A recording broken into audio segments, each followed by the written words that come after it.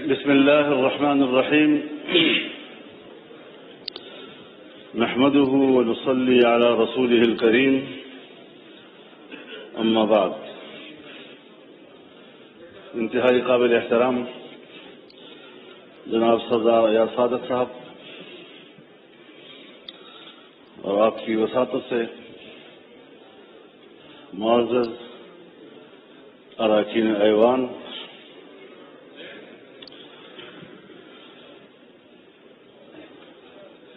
حلف برداری کے بعد میں پہلی مرتبہ ایوان میں حاضر ہو رہا ہوں اور یہ بھی ارادہ ہے کہ کچھ معروضات آپ کی خدمت میں پیش کر سکوں۔ مجھ سے پہلے جناب اسد قیصر صاحب جو بات کر رہے تھے، ان کا جو مطالبہ تھا میرے خیال میں ان کا مطالبہ صحیح تھا اور جلسہ کرنا ان کا حق ہے اور میں ان کے اس مطالبے کی حمایت کرتا ہوں۔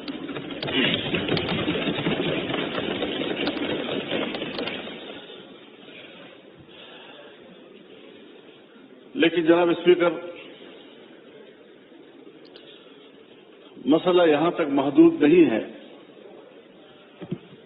کہ ہم جلسہ کر سکتے ہیں یا نہیں کر سکتے۔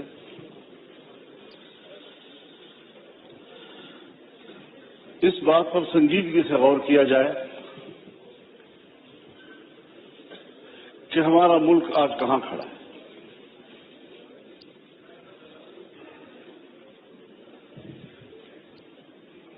ہم نے یہ ملک جس جمہوری انداز کے ساتھ برصغیر کے مسلمانوں کی تائید سے حاصل کیا، ان کی قربانیوں سے حاصل کیا، اس ملک کے قائم ہونے میں نہ بیوروکریسی کا کوئی کردار ہے اور نہ ہی اسٹیبلشمنٹ کا کوئی کردار۔ لیکن اس بات کو سوچا جائے کہ آج عوام کہاں کھڑے ہیں اور اسٹیبلشمنٹ کہاں کھڑی ہے۔ کیا وجہ ہے کہ مسلسل ایوان پر سوال اٹھایا جا رہا ہے، ہماری عوامی نمائندگی پر سوال اٹھائے جا رہے ہیں؟ کیا یہ عوام کے نمائندہ پارلیمنٹ ہے یا یہ اسٹیبلشمنٹ کا ترتیب دیا ہوا پارلیمنٹ ہے؟ اس سے کب نکلنا ہے ہم نے، یا مزید دھستے چلے جانا ہے؟ یہ ملک جس میں حکومت محلاتی سازشوں کی بنیاد پر بنتی تھی اور ٹوٹتی تھی، بیوروکریٹس فیصلہ کرتے تھے آج وزیر اعظم کون ہے تو کل وزیر اعظم کون ہے۔ ایک زمانے میں ملک کے ایک صدر مملکت نے اپنے دور حکومت میں 5 وزیر اعظم تبدیل کیے۔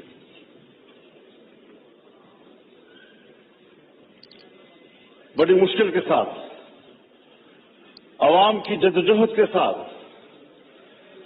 اس ملک میں عام آدمی کو ووٹ کا حق ملا۔ پارلیمانی طرز حکومت پر اتفاق ہوا، الیکشن ہو گئے سن 1970 میں، جسے آج ہم بطور مثال پیش کرتے ہیں۔ لیکن انتخابات کو بطور مثال پیش کرنے کے بعد کیا اس کے نتائج پر بھی ہماری نظر ہے؟ جس کے نتیجے میں ملک 2 لفظ ہو گیا، ہم پارا پارا ہو گئے۔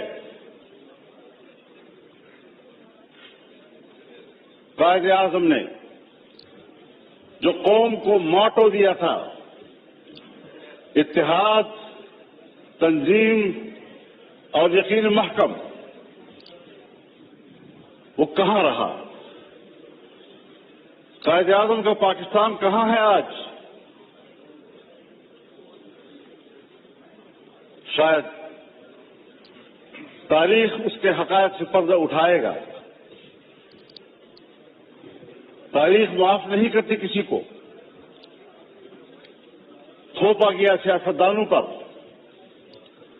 اور کردار جنرل آغا یحییٰ خان تھا. حکومت کو چلنے ہی نہیں دیا گیا. پھر ماشاء اللہ پھر ہم کچھ سمجھے تو پھر ماشاء اللہ سوچنا یہ ہے کہ اسٹیبلشمنٹ ہمیں جو نتائج مرتب کر کے دے، جن کو یہاں پر بیٹھنے کے لیے فہرست پہ نام شامل کرے، اس پر کب تک آپ سمجھوتے کرتے رہیں گے؟ کب تک ہم یہ سوچتے رہیں گے، بھیک مانگتے رہیں گے ان کے دروازوں پر بیٹھ کر؟ اور جو الیکشن ہوئے ہیں، ہمیں تو 2018 کے الیکشن پر بھی اعتراض تھا، آپ کو بھی اعتراض تھا، پیپلز پارٹی کو بھی اعتراض تھا، مسلم لیگ نون کو بھی اعتراض تھا، میرے بزرگ بیٹھے ہیں ان کو بھی اعتراض تھا. اس وقت بھی تو مینڈیٹ تقریباً وہی ہے، کچھ تھوڑا آگے پیچھے. اسی مینڈیٹ کے ساتھ اس وقت دھاندلی کیوں تھی اور اسی مینڈیٹ کے ساتھ آج دھاندلی کیوں نہیں؟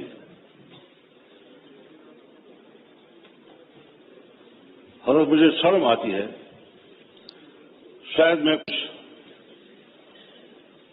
اپنی گفتگو میں ایسی باتیں کہوں جو آپ سمجھیں گے کہ میں تجاوز کر رہا ہوں، لیکن سیاسی آدمی اسے بات کرنی ہوتی ہے. سیاستدان معلومات کی بنیاد پر بات کرتا ہے. پبلک میں بات کرے، پارلیمنٹ میں بات کرے. خدا کرے یہ خبر غلط ہو، لیکن ہماری معلومات یہ ہیں کہ اس بار تو باقاعدہ اسمبلیاں بیچی گئی ہیں اور اسمبلیاں خریدی گئی ہیں. کون ان اسمبلیوں کو اور ان ایوانوں کو عوام کا نمائندہ پارلیمنٹ کہے گا؟ کس طرح ہمارا ضمیر مطمئن ہے یہاں پر بیٹھنے میں؟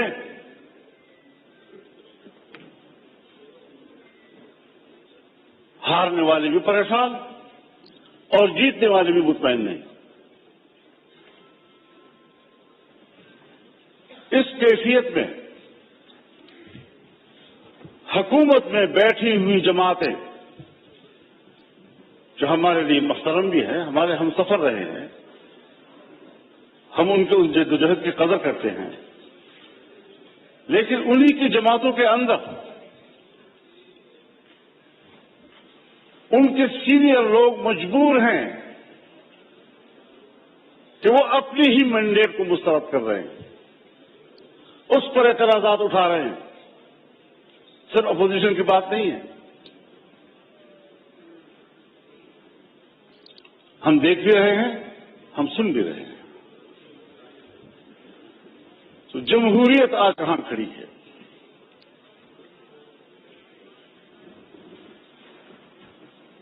یہ صرف اس لیے ہم یہاں کمزور بیٹھے ہوئے ہیں کہ ہم نے ہر مرحلے پر کمپرومائز کیا ہے. ہم نے اپنے اصول پہ سمجھوتے کیے ہیں، ہم نے اپنی جمہوریت بیچی ہے، ہم نے اپنے ہاتھوں سے اپنے آقا بنائے ہیں، اور جب ہم ہی اپنے ہاتھوں سے اپنے لیے آقا بنائیں گے، یہی ہوتی ہے آخرت کی نشانی. جب رسول اللہ صلی اللہ علیہ وسلم سے حضرت جبریل نے پوچھا کہ آپ قیامت کی علامات کے بارے میں بتائیں، تو آپ نے پہلی بات کی انتظر الامر ربتہ، کہ مائیں اپنے لیے مالکائیں جنیں گی، یعنی بیٹیاں مالک بن جائیں گی اور ماں کو نوکر اور گھر کے مزدور کی طرح دیکھیں گی۔ اس مثال سے آپ خود سمجھ لیں کہ جو آپ کے ماتحت ہونے چاہیے تھے، جو آپ کے حکم پر چلنے چاہیے تھے، وہ آج ہمارے آقا اور ان کے حکم پر ہم چل رہے ہیں۔ ہم یہاں پر ایک قانون پاس نہیں کر سکتے۔ جناب اسپیکر صاحب، آپ گواہ ہیں، آپ گواہ ہیں، آپ کی پوری جماعت گواہ ہے۔ ہم نے ایک اجلاس میں ایک قانون سازی کی بات کی، اس کے لیے کمیٹی بنی، وزیر قانون کے نگرانی میں میاں شہباز شریف صاحب نگرانی کر رہے تھے اوپر سے۔ ہمارا اتفاق ہوا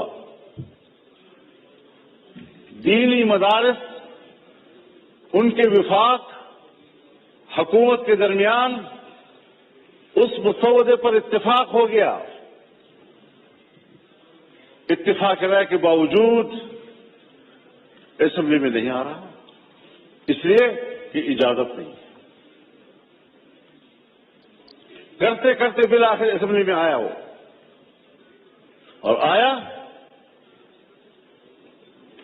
تو خواندگی کے دوران روک دیا گیا اور پاس نہیں ہونے دیا۔ ہم پارلیمنٹ ہیں، ہم نے اس پہ اتفاق رائے کیا، اسمبلی تک میں لے آئے، پیش ہو گیا، پہلی خواندگی ہو گئی اور بالآخر اس کو ڈراپ کرنا پڑا۔ اتنا ضرور ہمیں پتہ چل گیا، اور میں نے شہباز شریف صاحب سے کہا کہ ہمیں اتنا پتہ چل گیا ہے کہ قصور آپ کا نہیں ہے، کون رکاوٹ ہے ہمیں معلوم ہو گیا، بس اتنا ہی چاہیے تھا۔ ہم قانون سازی کا بھی اختیار نہیں رکھتے، ہم اپنی مرضی سے قانون بھی نہیں بنا سکتے۔ اس پارلیمنٹ کی رکنیت پر ہم فخر کرتے ہیں اور ہم سمجھتے ہیں وی وی آئی پی ہو گئے۔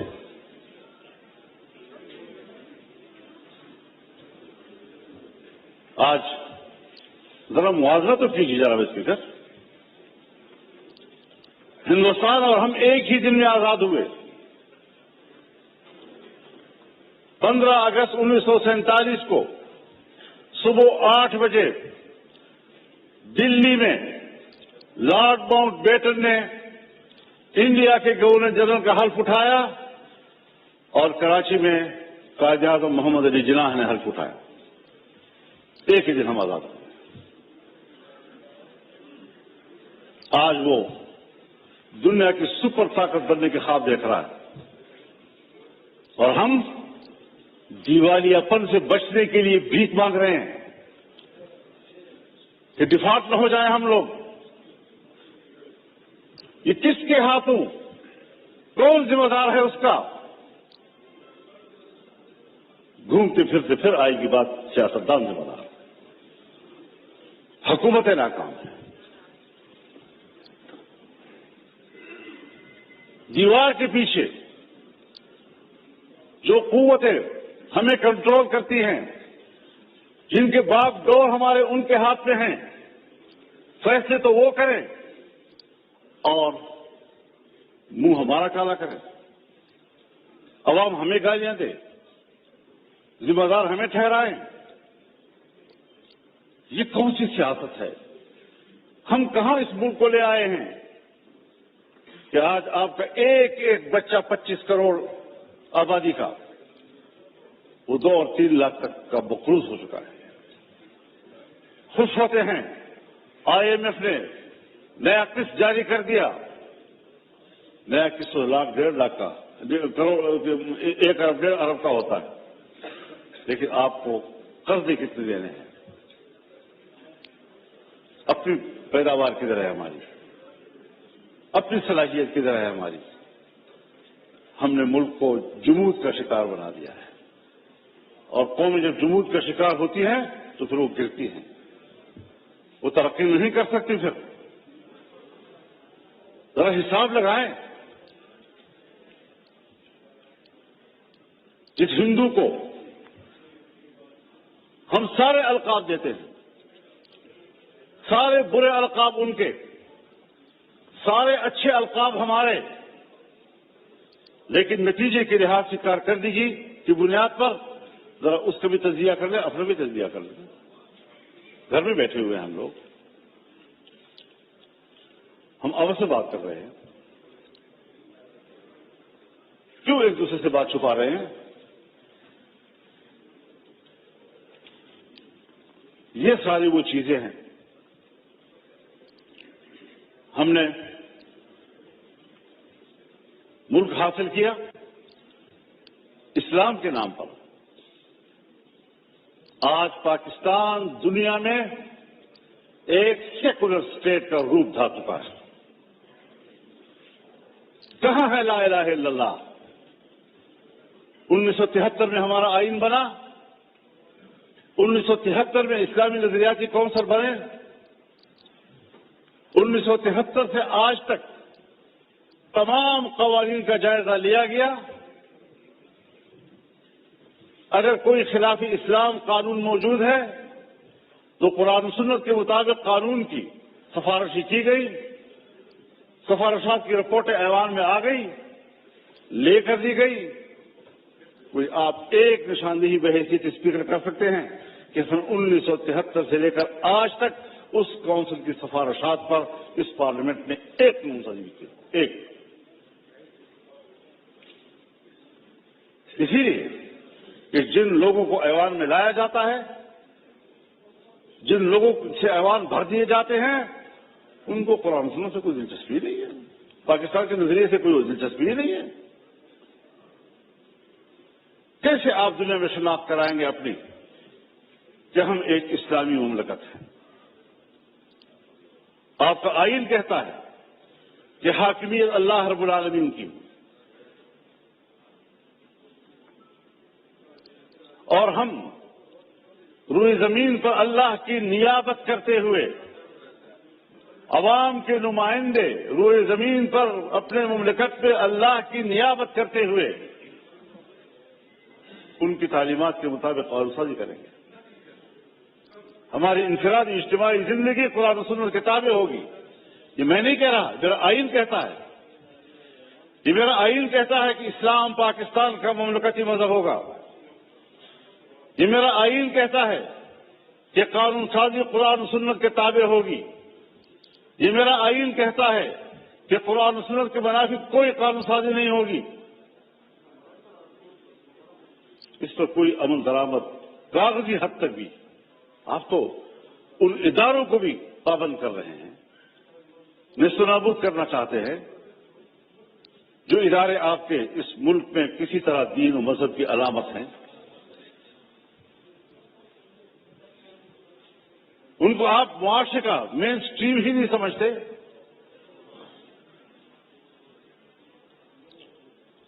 تو جس نظریے پر ملک قائم ہوا تھا 75 سال میں، اس کا بھی ذرا حساب لگا رہے آپ کہاں کھڑے ہیں. اور ممکن ہے بہت سے لوگ سمجھے کہ مذہب نہیں ہے تو کوئی چیز نہیں، کوئی مسئلہ ہی نہیں ہے. لیکن بہت سے لوگ ہیں جو جمہوریت کی بات تو کرتے ہیں، مذہب کی بات بھلا نہ کریں، جمہوریت کی بات تو کرتے ہیں. تو ہم سب مل کر سوچیں ذرا کہ جمہوریت کدھر ہے ہماری.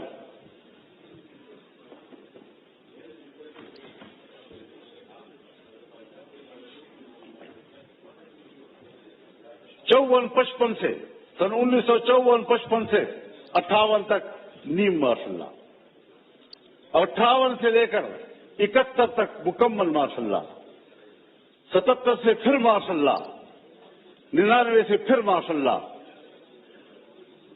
اور ہم کمپرومائز کرتے رہے. یہاں اسی ایوان میں ہم نے قانون سازی کرنا چاہیے. چیختے رہے ہم لوگ کہ صاحب یہ جو کچھ آپ کر رہے ہیں قرآن رسول کے خلاف ہے. کسی نے نہیں سنی. تو جمہوریت کہاں ہے آپ کی؟ الیکشن آپ کے ڈھونگ، اسمبلیوں کی کوئی قدر و قیمت نہیں. اسمبلی میں آنے والا اپنے آپ کو معزز سمجھتا ہے، عوام کا نمائندہ ہے. آپ کے کاغذات میں اس کا جو پروٹوکول ہے وہ VVIP کا ہے، اس سے براعت ہوتے ہیں. لیکن کیا ہمارا ضمیر بھی مطمئن ہے اس بات پر؟ اس تک تک اپنے ضمیر سے پوچھ لو گئے، کیا واقعی ہم مطمئن ہیں ان نتائج سے؟ اور جناب اساتذہ صاحب، کیا واقعی آپ لاہور کے نتائج سے مطمئن ہیں؟ اللہ آپ کو مطمئن رکھے جی، اللہ آپ کو مطمئن رکھے. لیکن ہر چند کے ہے نہیں ہے.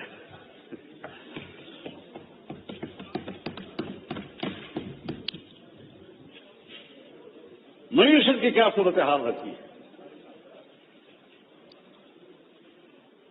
قرضوں پہ ہم زندگی گزار رہے ہیں، اپنے مسائل کے قریب تک نہیں جاتے. امن و امان نام کا کوئی چیز نہیں ہے. ملک کو کدھر لے جا رہے ہیں آپ لوگ؟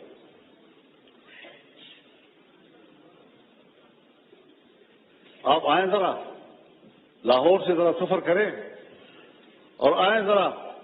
میں آپ کو دعوت دینا چاہوں گا ڈیرہ اسماعیل خان میں، ٹانک میں، وزیرستان میں، لکی مروت میں، باجوڑ میں.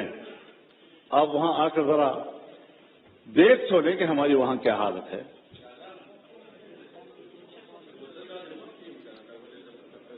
ہمیں تو الیکشن میں نکلنے نہیں دیا گیا.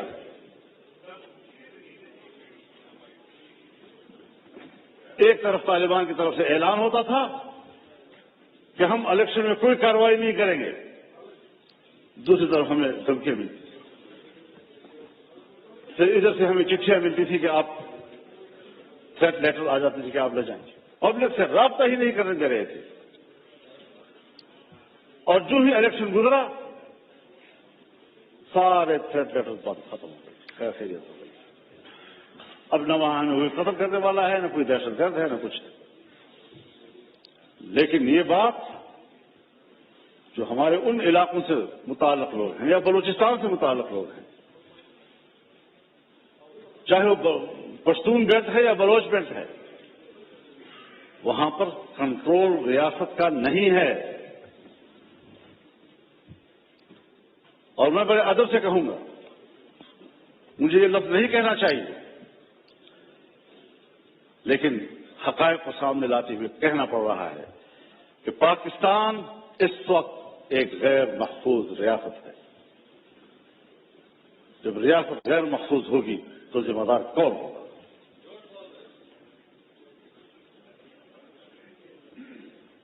دہشت گردی کے خلاف لڑنے کی پالیسی بنائی جنرل مشرف صاحب کے دور میں. جو امریکہ نے کہا وہ ہم پہ مسلط کر دیا گیا.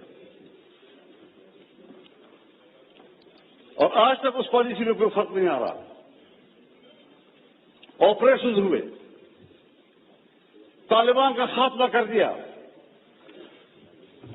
دہشت گرد ختم ہو گئے. آج اس سے کئی گنا طاقتور بن کر کیسے آ گئے؟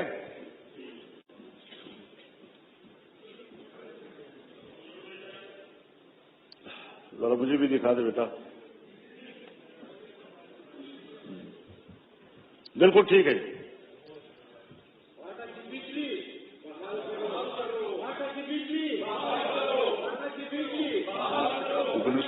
جی مولانا صاحب، جی مولانا صاحب، بس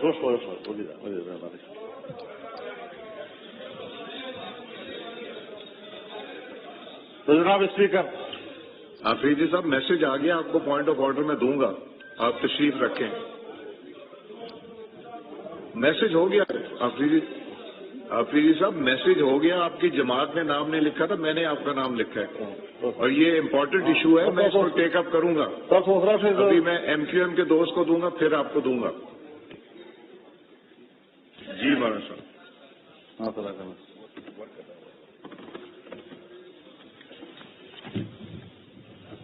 ये जो बात यहाँ की जा रही है जनाब स्पीकर, ये मेरे पॉइंट्स में लिखी हुई है और आज भी मौलाना मिसबाहुद्दीन साहब मेरे पास तशरीफ लाए, उससे पहले वफूद आए, हमें मिलते रहते हैं। यकीन जानिए उनकी जिंदगी जानवरों से भी बदतर गुजर रही है, न जिंदगी महफूज है, न उनको रोजगार मिल रहा है, बिजली भी नहीं है। कैसे वो जिंदगी गुजार रहे हैं आप अंदाजा नहीं लगा सकते उनका। मेरे भी मौका देना चाहिए। मौलाना मिसबाहुद्दीन साहब को फिर आप मौका देंगे ही। तो सूरत हाल आज ये है कि अमन अमान किधर है आपका। मगरिब के बाद आपके थाने बंद हो जाते हैं, मगरिब के बाद पुलिस चौकियां बंद हो जाती हैं, आपकी सारी पुलिस महफूज पनागाहों में चली जाती है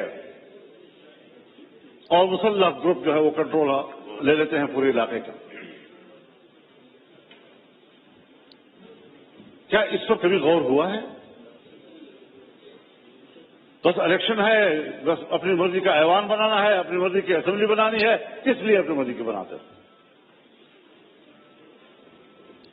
वोट तो उलमाए किराम फरमाते हैं शहादत है, कोई कहते हैं अमानत है, कोई कहते हैं बयात है। तो यहां तो न शहादत है, न अमानत है, न बयात है। बैत मेरे नाम पर करते हैं, बक्सा खुलता है तो किसी और के नाम पर बैत दिलाते हैं। अमानत आपके हवाले करते हैं, बक्सा खुलता है तो उसे अमानत नाम की कोई चीज खयानत ही खयानत होता है। शहादत में सदाकत होती है, जो बक्सा खुलता है तो सदाकत का नाम निशान नहीं होता, शहादत मरी पड़ी होती है। इस सारी सूरत हाल में हमें जरा बताएं कहां हम खड़े हैं। बाजवा साहब फरमाया करते थे कि हमने बाढ़ लगा लिया है और अब कोई अफगानिस्तान न जा सकेगा न आ सकेगा। वो बाढ़ किधर है? उस बाढ़ पर जो अरबों रुपए खर्च हुए वो किधर हैं?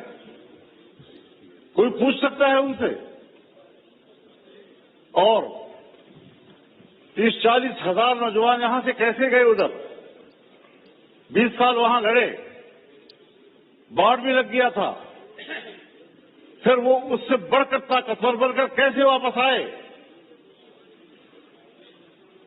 अफगानिस्तान से आप जरूर गिला करें कि हमने जिनको पकड़ा है, जिनको मारा है, उसमें अफगानी नेशनल भी हैं। बिल्कुल गिला करें आप उनसे कि उनकी सरजमीन से कैसे लोग इधर आए। उनसे पता ही हुई कि उन्होंने अपने सरहद पर उनको कंट्रोल नहीं किया। लेकिन आप भी तो सरहद पर बैठे हैं, आप क्यों नहीं रोक सके उनको? कैसे मुझ तक रसाई के उन पर हमला कर दिया?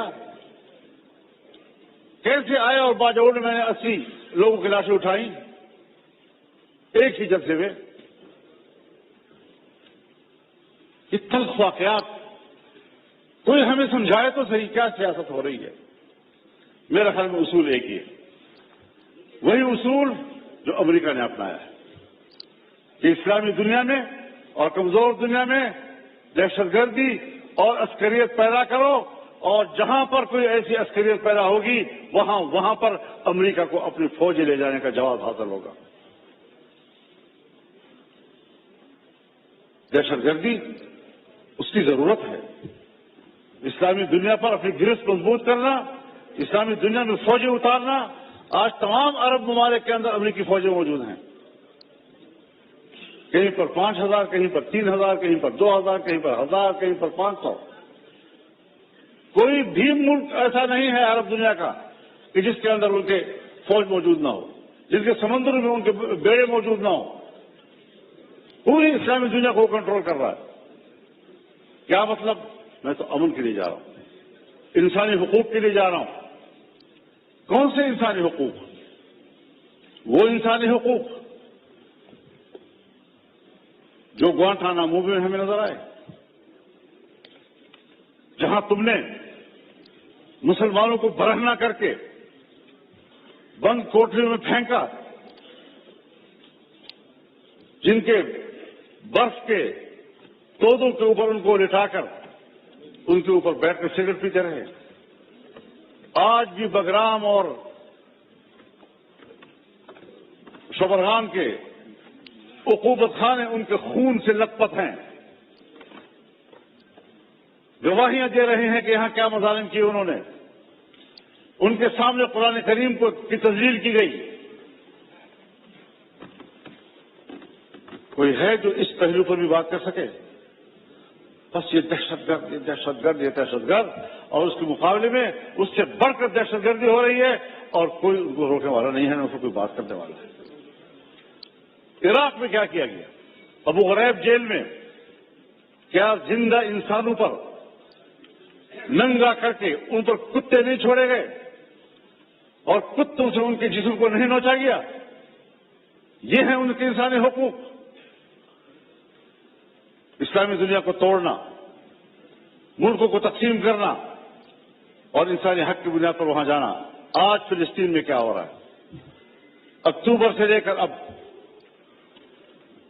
اپریل ختم ہو رہا ہے، 40,000 سے زیادہ غزہ اور خان یونس کے مسلمان شہید ہو چکے ہیں۔ یہ بچے ہیں، یہ خواتین ہیں، یہ بے گناہ شہری ہیں، یہ جنگجو نہیں ہیں۔ جنگجو سے مقابلہ کرو، وہ آپ سے لڑنے کے لیے تیار۔ سب سے زیادہ بچے جو ان دنوں میں شہید ہوئے ہیں وہ غزہ کے ہیں۔ کوئی مسلمان ہے حکمران جو اس کے لیے کوئی آواز اٹھائے؟ اور پھر امریکہ اور برطانیہ اور یورپ انسانی حقوق کی بات کرے،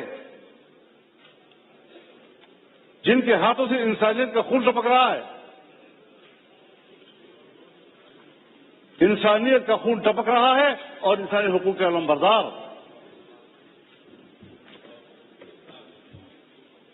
میں کس کے ہاتھ سے اپنا لہو تلاش کروں؟ ہر طرف خون ہی خون، اور ہم اس میں زندگی گزار رہے ہیں۔ اور اگر ملک کے عوام یا عوام کے نمائندے کوئی کردار ادا کر سکتے ہیں تو اس کے الیکشن کا یہ حشر کر دیا جاتا ہے جو ہم دیکھ رہے ہیں۔ تو ذرا اس حوالے سے ہمیں اپنی تاریخ کو بھی دیکھنا چاہیے، ہمیں آنے والا مستقبل ٹھیک کر لینا چاہیے۔ یہ قیادت کا مسئلہ ہے،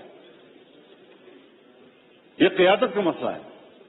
میں تو آج بھی کہتا ہوں اور ہمدردی کی بنیاد پر کہتا ہوں، جناب میاں نواز شریف صاحب سے بھی اور جناب شہباز شریف صاحب سے بھی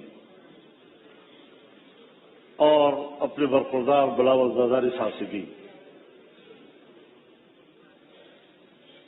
کہ عوام کے لوگ ہو، چلو اکٹھے عوام میں جاتے ہیں، چھوڑو اس اقتدار کو، آئیں ادھر بیٹھیں، اور اگر واقعی larger group P T I ہے دے دو ان کو حکومت۔